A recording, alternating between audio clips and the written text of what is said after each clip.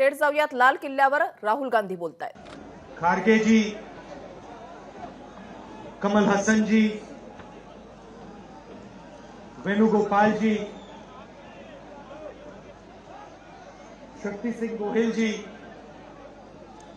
Anil ji, stage पे Congress party के senior नेता, हमारे प्यारे कार्यकर्ता, भाइयों और बहनों, प्रेस के हमारे मित्रों, आप सबका यहां बहुत बहुत स्वागत, नमस्कार। आपने इतना समर्थन इस यात्रा को दिया, इतनी मदद की, इतनी शक्ति आपने हमें दी, इसके लिए मैं सबसे धन्यवाद करना चाहता हूं, दिल से धन्यवाद करना चाहता हूं।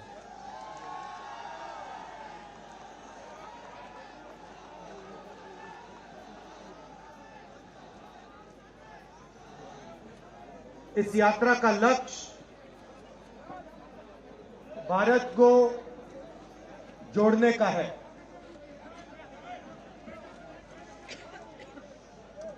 जब हमने ये शुरू किया,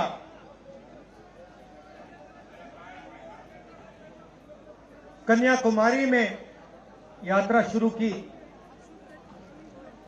तो मैं सोच रहा था कि नफरत को मिटाने की जरूरत है। और मेरे दिमाग में था कि इस देश में सब जगह नफरत फैली हुई है, मगर जब मैंने चलना शुरू किया तो सच्चाई बिल्कुल अलग थी। मैंने मीडिया के बारे में कहा, शुरुआत में कहा कि हमारे दोस्त हैं,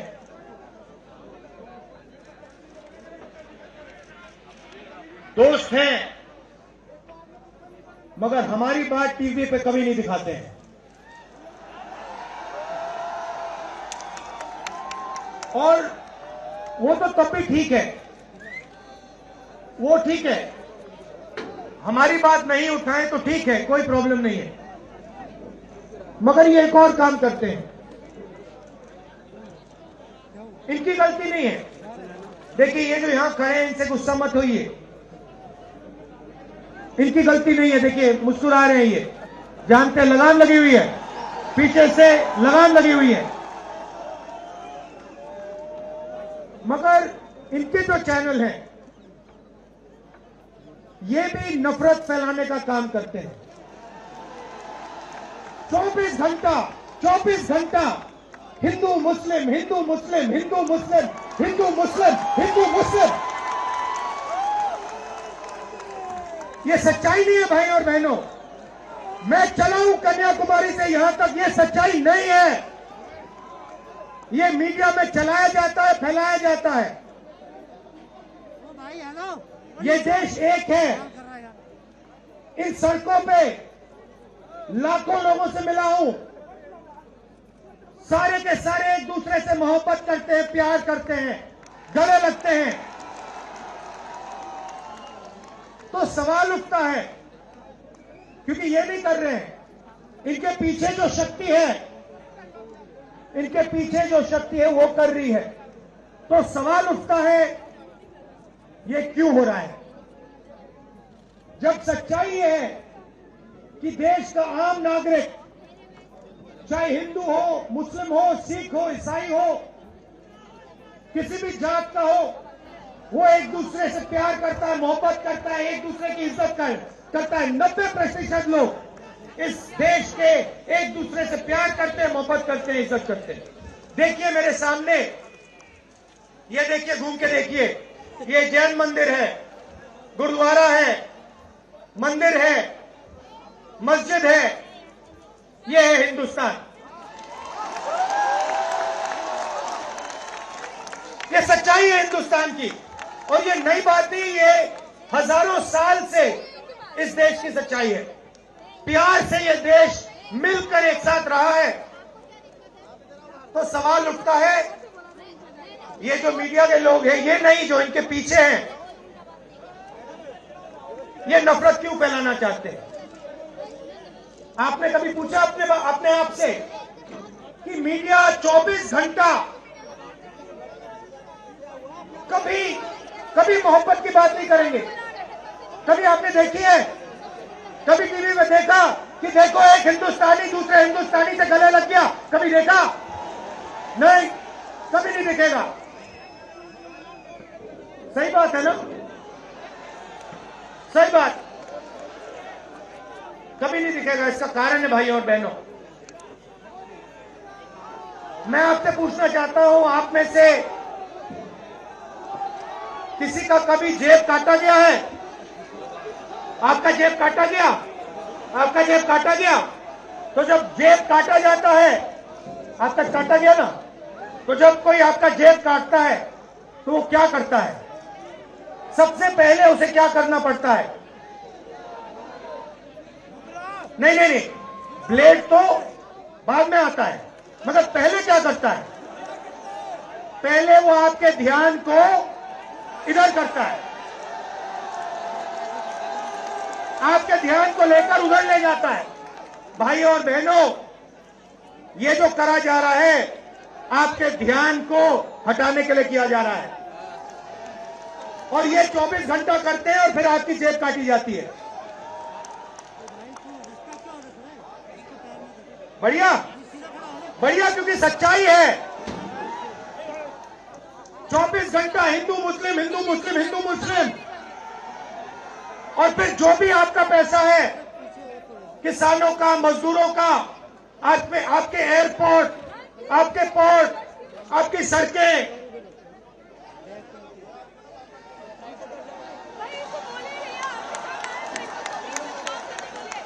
सीधा किसके जेब में? इनके मालिक के जेब में। इनको कौन चलाते हैं? नाम बताओ। देखो, सब जानते हैं, पूरा हिंदुस्तान जानता है। भाई और बहनों, ये नरेंद्र मोदी जी की सरकार नहीं है, ये अंबानी अदानी की सरकार है। ये सच्चाई है।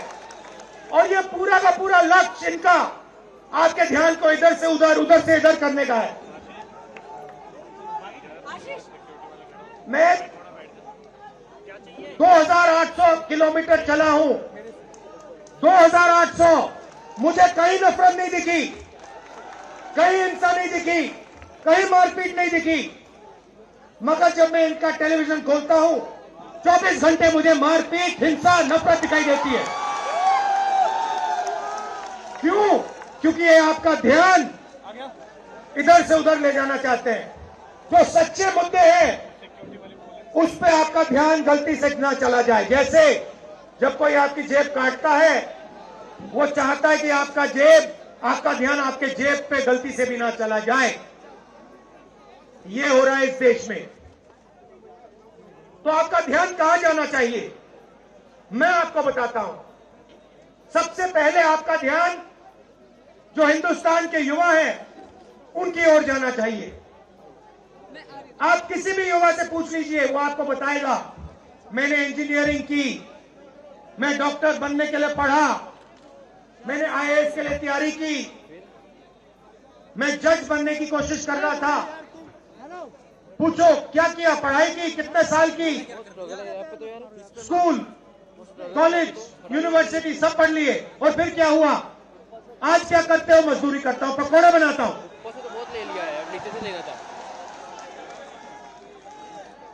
बेरोजगारी क्यों आई? मैं आपको बताता हूं। और जो हमारे छोटे व्यापारी हैं, जो स्मॉल और मीडियम बिजनेस चलाते हैं, आप अच्छी तरह सुनिए, क्योंकि आप इस देश के भविष्य हो।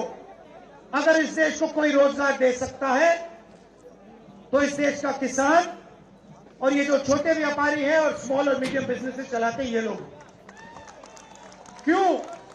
क्योंकि ये लाखों हैं, ये लाखों में है और कोई 100 लोगों को रोजगार देता है, कोई 500 को देता है, कोई 1000 को देता है, कोई 25 को देता है, कोई 33 को देता है और ये लोग देश को रोजगार देते हैं। अब इनकी बात करते हैं। ये 24 घंटे लगे रहते हैं, बैंक के दरवाजे इनके लिए बंद होते हैं।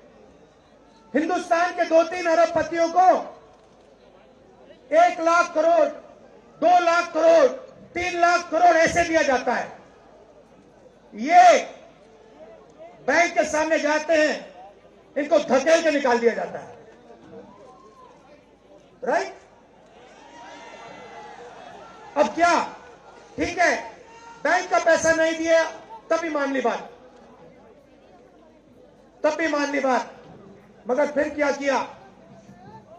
फिर प्रधानमंत्री ने नोटबंदी की और प्रधानमंत्री ने गलत जीएसटी लागू की। भाई और बहनों, ये पॉलिसी नहीं है, ये हथियार है। छोटे व्यापारियों को, स्मॉल और मीडियम बिजनेस वालों को और किसानों को मारने के हथियार हैं ये। और जब इन्होंने ये काम किया तो देश के जो युवा हैं उनको रोजगार नहीं मिल सकता, सवाल नहीं उठता, क्योंकि जो रोजगार देने वाले हैं उनकी रीढ़ की हड्डी आपने तोड़ दी। किसके लिए तोड़ी? किसके लिए तोड़ी? इनके जो मालिक हैं उनके लिए तोड़ी। गेम को समझो। अब देखिए, अब आगे चलते हैं। युवाओं की बात की, स्मॉल और मीडियम बिजनेस वालों की बात की, दुकानदारों की बात की। अब सड़कों पे मुझे हजारों किसान मिले हैं। 1 सेकंड में पहचान लेता हूं, जैसे ही हाथ मिलाता हूं समझ आ जाता है ये मजदूर है या ये किसान है। हाथ से पता लग जाता है, छिले हुए हाथ होते हैं। अच्छा, एक और सवाल है जो मैं सोच रहा हूं।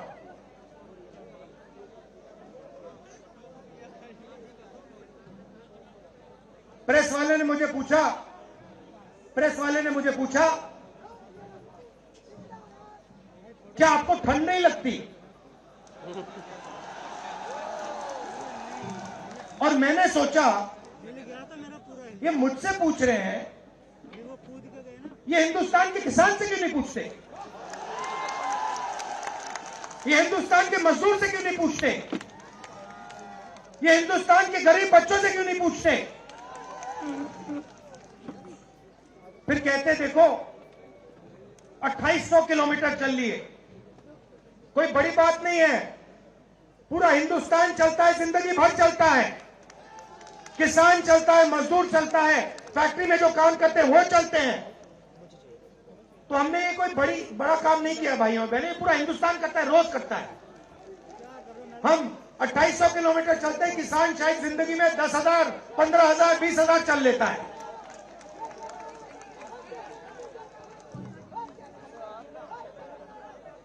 तो मैं चाहता हूं कि ध्यान सही जगह जाए। अब बीजेपी ने धर्म की बात उठाई है, हिंदू धर्म की बात करते हैं। मैं आपसे पूछना चाहता हूं, हिंदू धर्म में कहां लिखा है कि गरीबों को, कमजोर लोगों को कुचलना चाहिए? कहां लिखा है? कहां लिखा है कि कमजोर लोगों को मारना चाहिए? कहां लिखा, मुझे बताओ। मैंने तो कहीं नहीं पढ़ा। मैंने गीता पढ़ी है, उपनिषद पढ़े हैं, कहीं नहीं पढ़ा मैंने।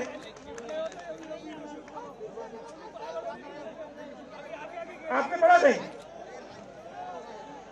गले लगाने की बात होती है। अच्छा ठीक है, देखिए अब ये लोग देश में डर फैला रहे हैं। नफरत नहीं दिखी मगर डर दिखा। किसके दिल में डर? किसान के दिल में, युवाओं के दिल में, छोटे दुकानदारों के दिल में, स्मॉल और मीडियम बिजनेस जो चलाते हैं उनके दिल में, माताओं बहनों के दिल में, मुझसे कहती है राहुल जी बीजेपी की सरकार में हम तो सड़क पर शाम को सड़क पर नहीं निकल सकते, तो डर फैला दिया है। सही सही। अच्छा, आपने शिव जी की फोटो देखी है? उसमें उनका हाथ ऐसे देखा आपने? इसको क्या कहते हैं? इसको क्या कहते हैं? इसको अभय मुद्रा कहते हैं। इसका मतलब क्या होता है? इसका मतलब होता है डरो मत। तो शिव जी कहते हैं डरो मत, हिंदू धर्म कहता है डरो मत, और ये लोग 24 घंटा इस देश में डर फैलाने की कोशिश करते हैं। अच्छा, एक और मजे की बात बताता हूं आपको जो मैं सोच रहा था। आपने ये यात्रा देखी होगी, इसमें आपको हिंसा दिखी? कहीं नहीं दिखी। किसी ने किसी को मारा? किसी ने गाली दी? नहीं। आपने इसमें नफरत देखी? बिल्कुल नहीं। इसमें किसी ने यह पूछा भैया तुम्हारा धर्म क्या है? किसी ने कहा भाई तुम हिंदू हो, मुसलमान हो, सिख हो, ईसाई हो, क्या हो? नहीं। किसी ने यह पूछा तुम स्त्री हो या पुरुष हो? किसी ने यह पूछा तुम्हारी क्या जात है? बिल्कुल नहीं। कपड़े भी नहीं पूछे, कपड़े भी नहीं पूछे। अच्छा, इसमें आपने देखा होगा, पता नहीं आपने देखा या नहीं, इसमें कुत्ते भी आए। कुत्ते भी आए इसमें, कुत्ते आए। और आपने अगर आप टीवी देख रहे होते आपने एक चीज देखी होगी, कुत्ते को किसी ने नहीं मारा, किसी ने नहीं मारा। इसमें गाय भी आई, भैंस भी आए, सुअर भी आए, मैंने देखा। वो तो सब जानवर आए, सब लोग आए, और यहां पे कोई नफरत नहीं। जैसा हमारा हिंदुस्तान है वैसे ये यात्रा है। कोई नफरत नहीं, कोई हिंसा नहीं, कोई गलत सवाल नहीं। कभी कभी कोई गिर जाता, जैसे हमारे हरियाणा के पीसीसी गिरे, धड़ाम से गिरे, केरला के सब नेता गिर गए, 1 सेकंड में लोग उनको उठा लेते थे। 1 सेकंड में, टाइम नहीं लगता था। ये है हिंदुस्तान। नहीं, देखिए, मैं आपको एक बात बताता हूं, सच्चाई समझनी होगी। सच्चाई ये है कि जैसे इन पर लगाम लगी हुई है, वैसे हिंदुस्तान के प्रधानमंत्री पे भी लगाम लगी हुई है।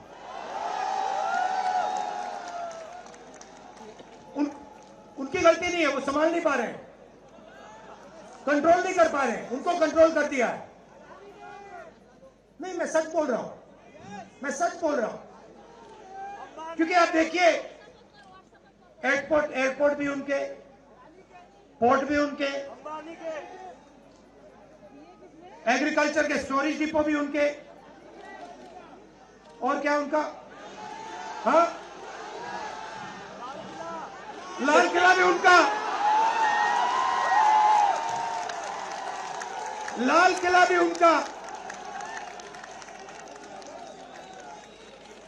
सारे के सारे पब्लिक सेक्टर की कंपनियां उनकी, और क्या उनका, रेलवेज उनकी।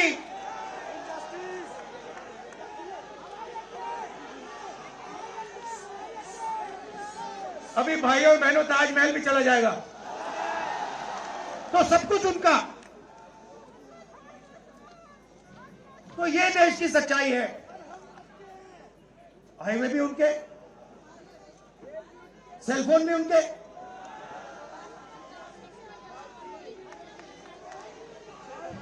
मगर सच्चाई हमारी। आप देखिए, मैं आपको बताता हूं, आपको मैं बताता हूं, अपनी कहानी बताता हूं।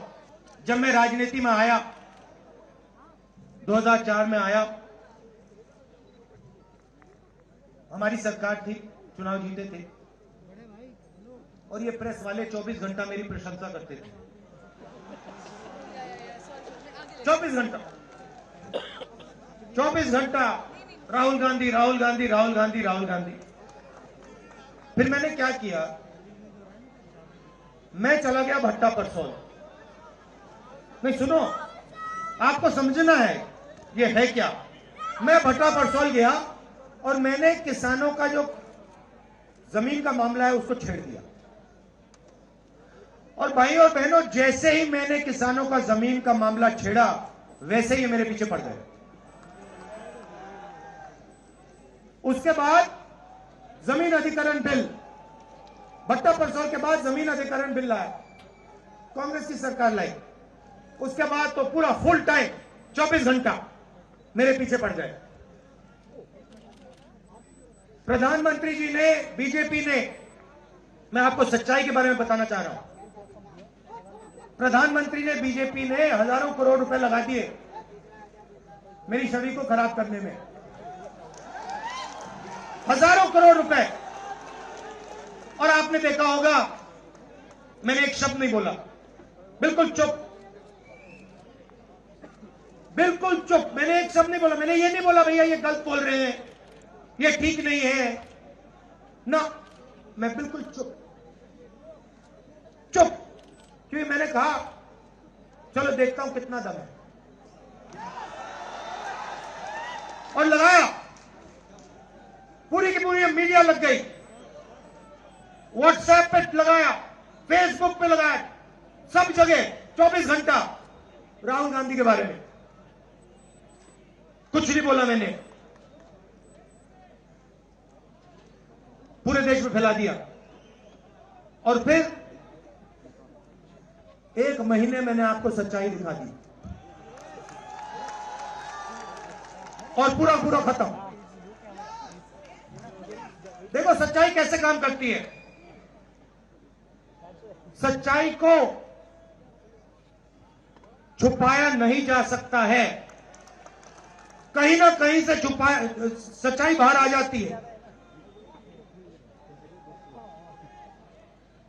और ये यात्रा हिंदुस्तान को जोड़ने की है। क्यों?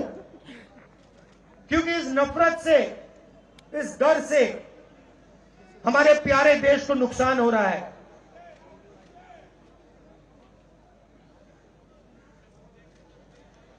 यह सच्चाई है, और इसीलिए हमने ये यात्रा कन्याकुमारी से लेकर कश्मीर तक शुरू की है। और ये जो हमारा तिरंगा है, इसको हम श्रीनगर में जाके वहां पे लहराएंगे। और आप में से हजारों लोग हमारे साथ चलोगे, हजारों लोग चलोगे।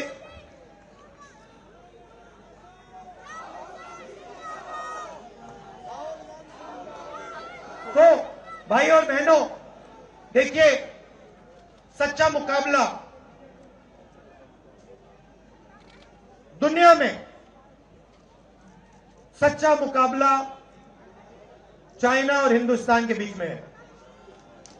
ठीक है, चाइना ने 2000 स्क्वायर किलोमीटर हमारी जमीन ले ली है।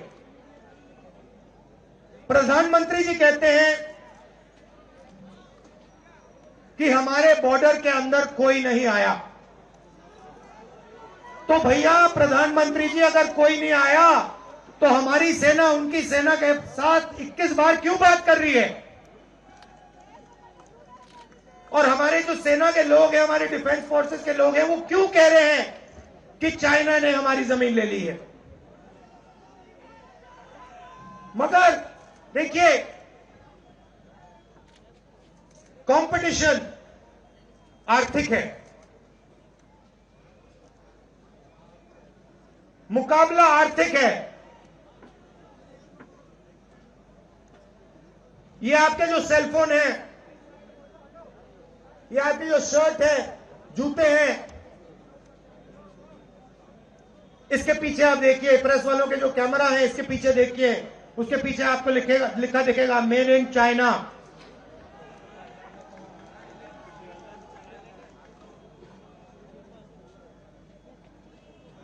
हमें शर्ट के पीछे, सेलफोन के पीछे, जूतों के नीचे मेड इन इंडिया लिखना है।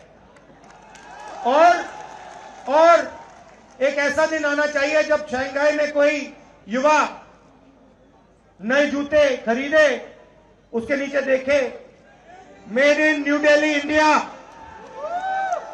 ये हिंदुस्तान चाहिए, इसी से हमारे युवाओं को रोजगार मिलेगा।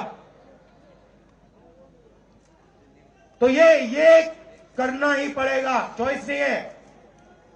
और ये हम करके दिखा देंगे। ये देश कर सकता है, करके दिखा सकता है। आप सबने इतना प्यार दिया,